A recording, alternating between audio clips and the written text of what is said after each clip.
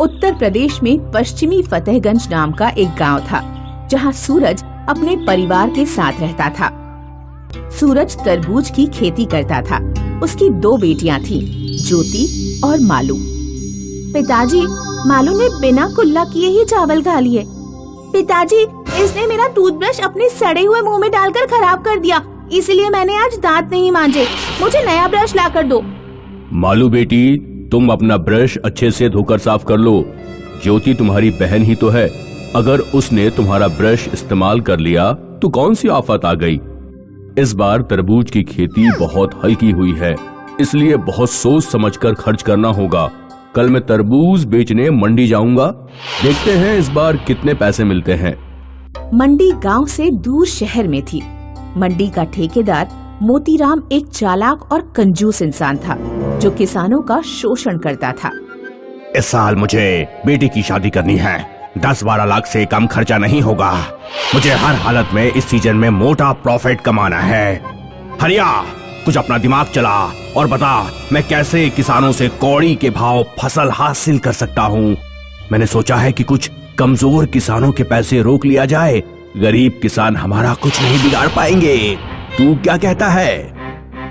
मालिक, अगर आपने किसानों के पैसे रोके तो वे अगली बार हमारे पास माल बेचने नहीं आएंगे। वे किसी और मंडी में चले जाएंगे। मेरे पास इससे बेहतर उपाय है, जिससे सांप भी मर जाए और लाठी भी ना टूटे मालिक। अगले दिन सूरज मोतीराम के पास अपनी तरबूज की फसल लेकर पहुंचा। सूरज, तुम्हारे खेत का तरबूज बहुत मीठा होता है। वैसे तो तुम्हारे 45,000 बनते हैं, लेकिन मैं तुम्हें 50,000 देता हूँ। सूरज ने पैसे अपने थैले में रखे और खुश होकर अपने घर लौटने लगा। ज्योति और मालू के लिए एक सूट का कपड़ा खरीद लेता हूँ और 2 नए टूथब्रश भी। सूरज अपने विचारों में मग्न था। अचानक 2 मोटरसाइकिल सवार आए और सूरज का थैला छीनकर फरार हो गए। चोर चोर, कोई पकड़ो मेरा थैला, चोर चोर। दोनों चोर मोतीराम ने ही भेजे थे। इस तरह चालाकी से मोतीराम ने सूरज के तरबूज फ्री में हासिल कर लिए। सूरज रोता हुआ मोतीलाल के पास पहुंचा और उसने मोतीलाल को सारी बात बताई। तुम्हारे पैसे छिन गए तो मैं क्या करूं? मैंने तो तुम्हें पूरी रकम दी थी। सेठ जी, मेरे बच्चे भूखे मर जाएंगे, मेरी कुछ तो मदद कीजिए।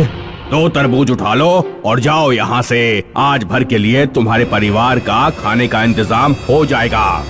सूरज बेचारा हाथों में तरबूज लिए रोता हुआ घर लौटने लगा। रास्ते में एक महात्मा आ रहे थे।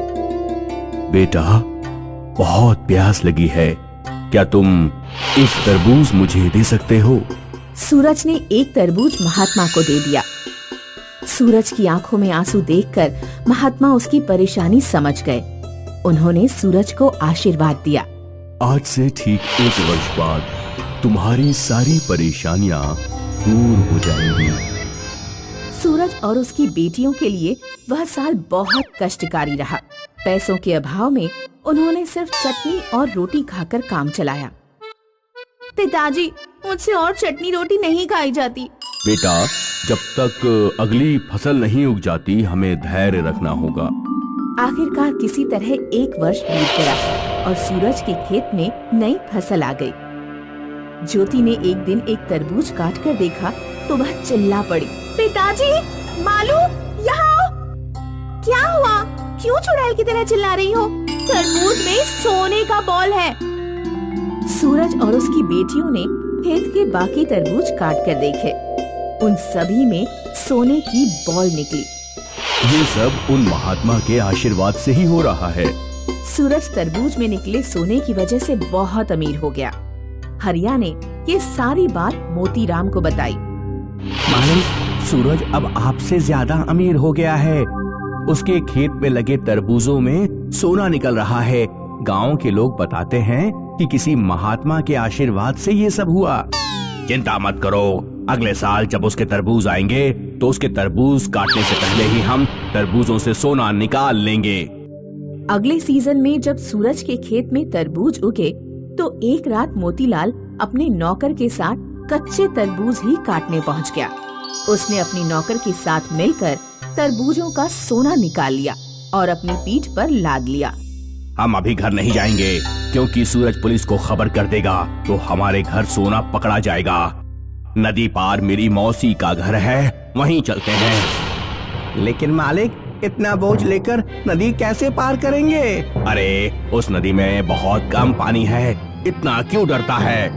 मोतीराम और हरिया अपनी पीठ पर भारी भरकम सोने का वजन लादकर नदी पार करने लगे। संयोग से उसी समय नदी के डैम से पानी छोड़ दिया गया। नदी में पानी का स्तर बहुत बढ़ गया। पीठ पर ज्यादा वजन होने के कारण मोतीलाल और उसका नौकर नदी में डूबकर मर गए। किसी ने ठीक कहा है, न्याय के हाथ लंबे होते हैं।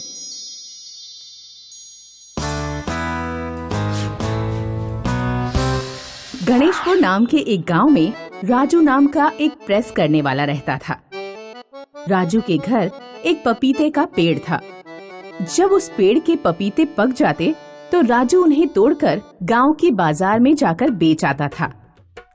राजू का बेटा कभी कभी पपीता खाने की जिद करता तो राजू उसे समझाता।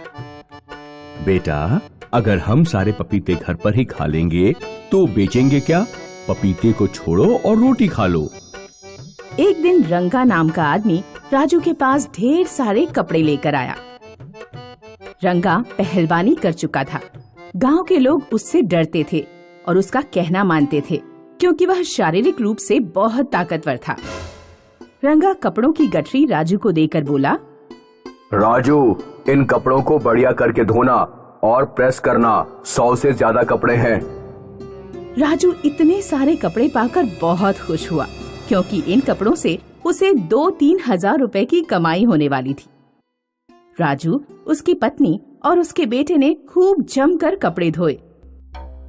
ठंड में कपड़े धोते धोते राजू के बेटे को सर्दी लग गई और उसे जुकाम, खांसी और बुखार हो गया। मैं रंगा के कपड़े देकर पेमेंट लेकर आता हूँ, फिर दवा लेने चलेंगे। राजू जब रंगा के पास पेमेंट लेने पहुंचा तो रंगा ने तेवर बदल लिए। ठाकुर जी पर मेरे 5,000 आ रहे हैं, उनसे मेरा पेमेंट मिल जाए तो तुम अपने रुपए ले जाना या सीधे जाकर उन्हीं से मांग लो। तुम्हारे पैसे किसी के पास अटके हुए हैं, इससे मुझे क्या मतलब? मुझे मेरा पेमेंट चाहिए। मतलब तुम्हें गांव में किसी की परेशानी से कोई मतलब नहीं। जब मेरे पास ठाकुर जी से पैसे आएंगे तभी तो मैं तुम्हारे पैसे दे पाऊंगा। इतनी सी बात तुम्हारे समझ में नहीं आती क्या? मोटे ताजे रंगा से पतला दुबला राजू कुछ नहीं कह पाया। वह बेचारा चुपचाप अपने घर लौट आया। पिताजी, आपको पैसे नहीं मिले, क्या अब मेरा इलाज नहीं हो पाएगा? बेटा, ईश्वर सबकी मदद करता है। मैं तुम्हें गर्म पानी में नींबू निचोड़कर पिला दूंगा, उससे भी बुखार उतर जाता है। पिताजी, मेरा पपीता खाने का मन कर रहा है, एक पपीता तोड़ दो ना। राजू ने अपने बेटे के लिए पपीता तोड़ा। उसने जब पपीता काटा तो उसे अपनी आंखों पर विश्वास नहीं हुआ। पपीते के बीज सोने के थे। राजू ने पेड़ पर चढ़कर और पपीते तोड़े और उन सभी को काट काट कर देखा। हर पपीते के बीज सोने के निकले। राजू की माँ, राकेश बेटा, जल्दी यहाँ आओ, देखो हमारे पपीता में सोना निकला है। पपीते से निकला सोना बेचकर राजू ने अपना घर ठीक कर लिया और प्रेस करने का धंधा छोड़कर बाजार में कपड़ों की शानदार दुकान खोल ली। जब रंगा को पता लगा कि राजू के पपीतों से सोना निकलता है तो वह गांव वालों से जाकर बोला, गांव वालों, पपीते का पेड़ भले ही राजू के घर में है, लेकिन है तो वो गांव की जमीन पर। उस पेड़ के पपीतों का सोना गांव वालों को भी बांट देना चाहिए। बोलो, मैं सही कहता हूँ या गलत? रंगा ने गांव वालों को खूब भड़काया और गांव वाले उसकी बातों में आ गए। वे राजू के घर जाकर पपीता मांगने लगे। ठीक है, अब पेड़ पर जितने भी पपीते आएंगे बारी बारी से हर एक गांव वाले को एक एक पपीता दे दिया जाएगा। मैं चाहता हूं कि सभी गांव वालों का जीवन स्तर ऊपर उठे। गांव के लोग राजू के व्यवहार से बहुत खुश थे। राजू के पपीतों की वजह से पूरे गांव में सुख समृद्धि आने लगी, लेकिन रंगा का दिमाग फिर घूमा। मैं गांव में शारीरिक रूप से सबसे ताकतवर इंसान हूँ, पैसा भी सबसे ज्यादा मेरे पास होना चाहिए। उस पपीते के पेड़ को मेरे घर पर ही होना चाहिए। एक दिन रंगा राजू के घर पपीते का पेड़ उखाड़ने पहुंचा। उसने गांव वालों से कहा, गांव वालों, पपीते का पेड़ गांव की जमीन पर है। अब ये राजू के घर की जमीन पर रहे या मेरे घर की जमीन पर रहे, बात तो एक ही है। और फिर राजू इतना ताकतवर नहीं कि इस पेड़ की सुरक्षा कर पाए। मैं इस पेड़ को अपने घर लगाऊंगा और फिर ये पेड़ हमेशा के लिए सुरक्षित रहेगा। रंगा ने जैसे ही पेड़ उखाड़ा, उस पेड़ के सारे पपीते गिरकर फूट गए और उन पपीतों से काला धुआं निकला जो पूरे गांव में फैल गया। काले धुएं ने राजू के घर को छोड़कर गांव के बाकी सभी घरों को पहले जैसा गरीब बना दिया। रंगा, अगर तुमने पेड़ ना उखाड़ा होता तो सभी गांव वाले अमीर रहते। तुम्हारी वजह से गांव के लोग फिर से गरीब हो गए। गांव के लोगों ने मिलकर रंगा की खूब पिटाई की और उन्होंने रंगा को गांव से बाहर निकाल दिया। फिर राजू ने गांव के लोगों की मदद से अपने आंगन में पपीते का पेड़ दोबारा लगाया। कुछ दिनों में उस पर सोना देने वाले पपीते फिर से आने लगे।